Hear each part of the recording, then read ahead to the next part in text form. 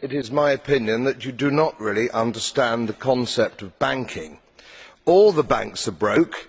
Bank Santander, Deutsche Bank, Royal Bank of Scotland, they're all broke. And why are they broke? It isn't an act of God. It isn't some sort of tsunami. They're broke because we have a system called fractional reserve banking, which means that banks can lend money that they don't actually have. It's a criminal scandal, and it's been going on for too long.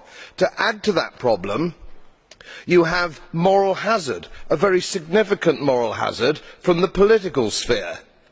And most of the problem starts in politics and central banks, which are part of the same political system.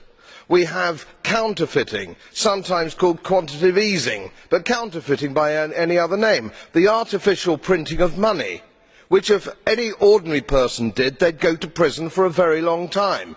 And yet governments and central banks do it all the time. Central banks repress the amount of interest that rates are, so we don't have the real cost of money.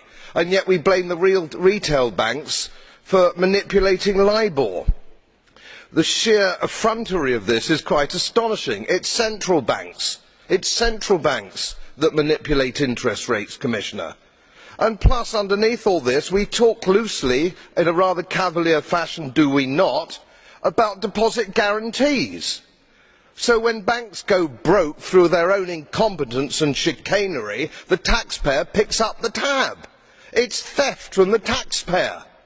And until we start sending bankers, and I include central bankers and politicians, to prison for this outrage, it will continue.